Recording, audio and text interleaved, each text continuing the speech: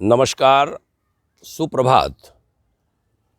29 जनवरी का प्रातःकालीन प्रणाम आप सभी को। युग ऋषि विचार श्रृंखला के आज के चरण में हम जिस विषय पर बात करने जा रहे हैं वह है किसी परिस्थिति में विचलित न हो।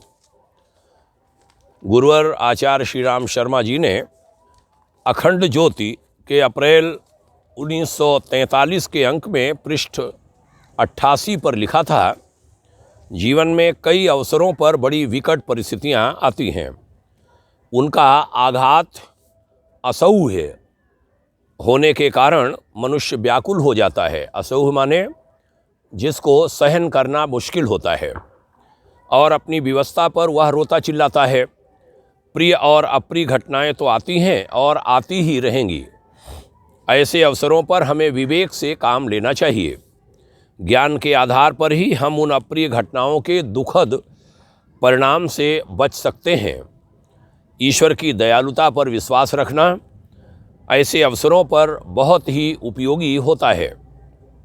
हमारा ज्ञान बहुत ही स्वल्प है, अल्प है, छोटा है, इसलिए हम प्रभु की कार्यविधि का रहस्य जान नहीं पाते।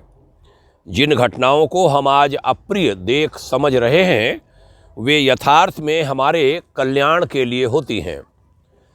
हमें समझ लेना चाहिए कि अपने मोटे और अधूरे ज्ञान के आधार पर परिस्थितियों का असली हेतु हम जान नहीं पाते तो भी उसमें कुछ न कुछ हमारा हित अवश्य छिपा होगा जिसे हम समझ नहीं पा रहे हैं। कष्टों के समय हमें ईश्वर की न्याय परायणता और दयालुता पर अधिकाधिक विश्वास करना चाहिए। इससे हम घबराते नहीं और उस विपत्ति के हटने तक धैर्य धारण किए रहते हैं। संतोष करने का शास्त्रीय उपदेश ऐसे ही समय के लिए होता है। कर्तव्य करने में प्रमाद करना संतोष नहीं वरन आई हुई परिस्थिति में विचलित न होना, यह संतोष है। संतोष के आधार पर कठिन प्रसंगों का आधा भार हल्का हो जाता है। ये युग विचार अधिक से अधिक लोगों तक फैलें। जिनके आप शुभ चिंतक हैं उनको यह पहुँचाएं। देखिए, कई बार लोग विचलित होते हैं, आत्मघात कर बैठते हैं, आत्महत्या तक कर बैठते हैं, परिवार बर्बाद होते हैं। काश उनको सही समय पर कोई ऐसे विचार दे सका होता। यह ऋषि विचार न जाने कितनों का कल्याण करेंगे। इस भाव से भाग्योदय फाउंडेशन परिवार अखंड ज्योति पत्रिका के विभिन्न हिस्सों को उद्धृत कर रहा है और अपेक्षा करता है कि आप इसमें सहयोगी बने।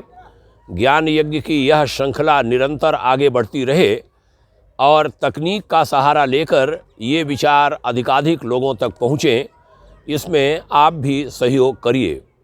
इसमें कोई निजी स्वार्थ नहीं है, सभी का कल्याण निहित है। आप इस ओर ध्यान देंगे ऐसी आशा के साथ आपको नमस्कार, शुभकामना। जय हिंद। ओम शांति।